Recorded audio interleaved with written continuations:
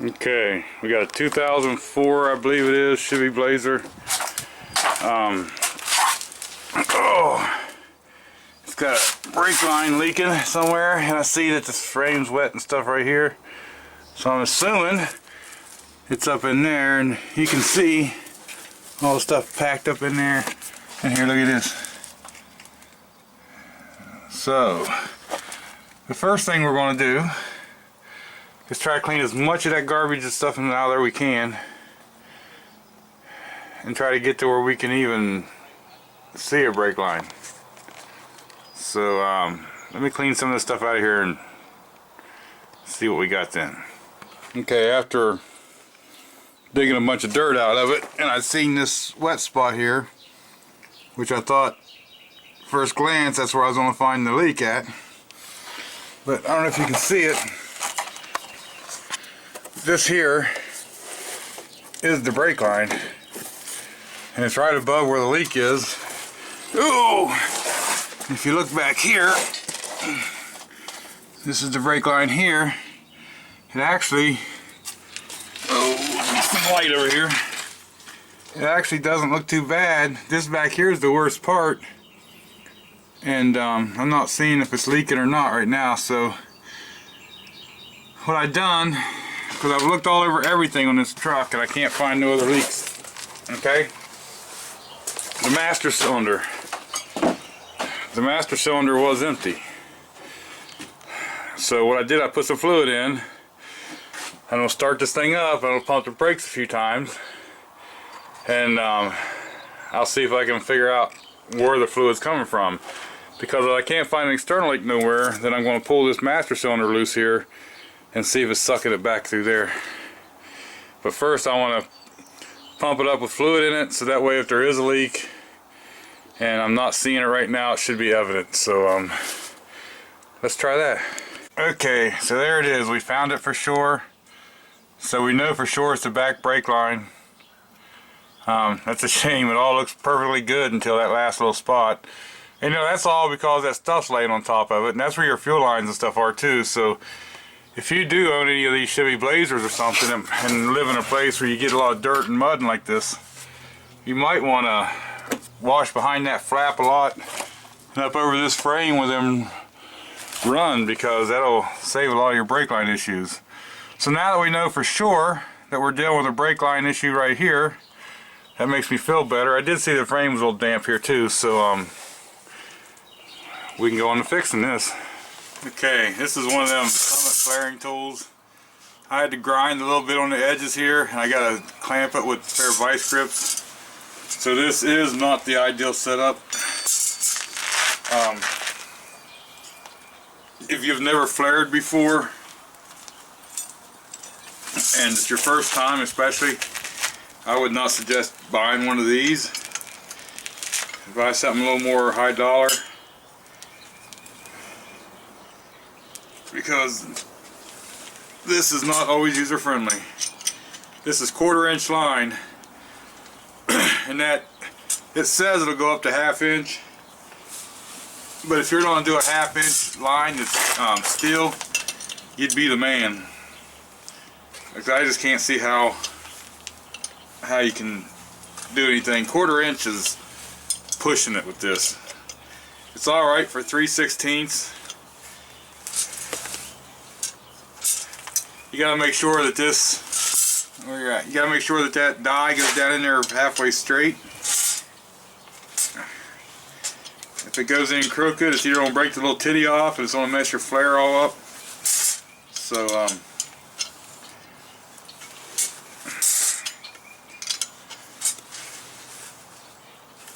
by all means, if you can get a hydraulic flaring tool and you do much of this, you're a whole lot better off. That's going to be on my list of things here shortly. Once I get my compressor situation settled out. And I don't know if you can see this or not, but see how that first one on this double flare, you got this titty thing here, and then you got this indentation with the bevel. When that goes down in, that curls the first one in, so that's actually a bubble. A lot of people try to use them as bubble flares, but don't. It's not right. They make a special tool just for bubble flares. You see it's got that bubbled out, so now all I gotta do is run this down in there and I'll have a flare. So let me get this in there. Like I say, this is not a user-friendly thing to do. So I would suggest a better flaring tool if you was going to do this. Very much. It is so hard to do it this way. It's not productive. And there you see. There you see we have a flare. Like I say, there's a lot better ways of doing it than this. This is just what I have here, and I got to do this job. So that's what we have for now. Okay, this brake line I took off is mostly straight. So what I'm going to do is I put the nut back on here, the nut that goes toward the front, and I'm going to tape it up really good. And that way, when I'm running this up by the frame, especially this one because it was so dirty, I know I'm not going to fill the brake line full of dirt. I've seen a lot of people do that.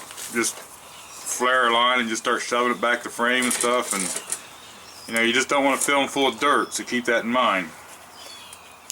You don't have to do no special job on taping it or nothing, just enough that you're not going to fill it full of dirt. And what I think I'm going to do with this one, usually I tape the lines together and bend them and get them close. But this one, like I say, is so straight, I think I'm just going to fish it through the frame and bend it in place. I don't know if you can see this or not, but that's the fitting, the factory fitting I took apart right here. And I just found it was easier to come through here than it is from underneath. Even though it looks like it's right and wide open up there, you just can't get in there to it. So if you're doing one of these, it's easier to just go through the outside there. Okay, now let me start running this brake line back through and get it back in all them little holders and clips.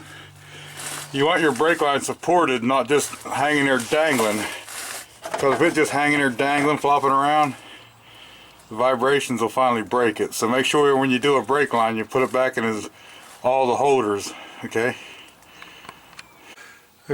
so we got that line ran, and then we ran it up through here. We got it clipped into all the clips on the frame. We've looked to make sure it's not touching nothing. I tried to keep it up off the frame a little bit there so it wouldn't lay right in the dirt. And right over and down in there, you can't see because my light's up front. But we got the brake line on. Okay, so it's on and routed. So now we gotta go into the bleeding the brakes. And what I'm going to do is loosen this nut up back here and fill this thing full, and I'm just going to let it gravity bleed for a little while. Okay, what I've done, I let that gravity bleed with the line connected to flex hose up there on the frame. And now I've got one of the wheels with the bleeder open, letting it gravity bleed. But I also took a one-man bleeder, hooked on there and pumped it a few times to rush it along a bit. Okay, I don't know if you can see what I'm doing now. I got that one-man bleeder hooked up. Now I'm going to reach in here and hit the brake pedal. And there's easier ways to do this, but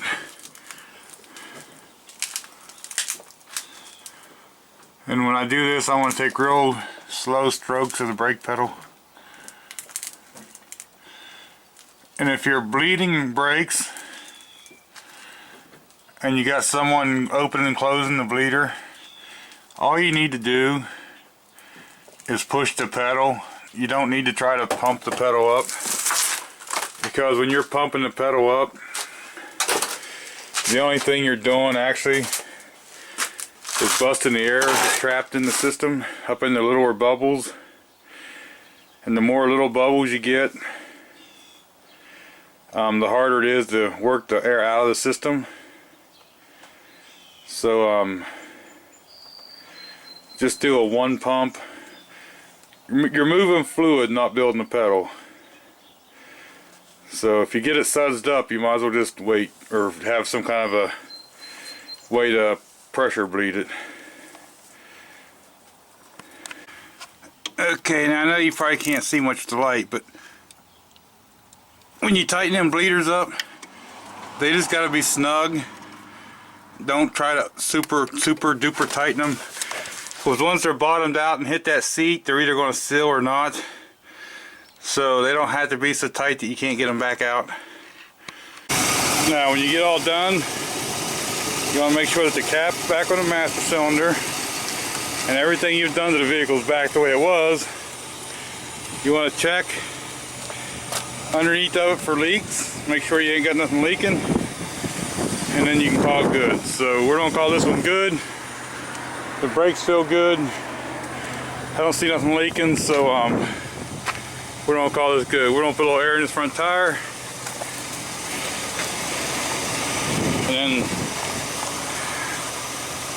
call it done.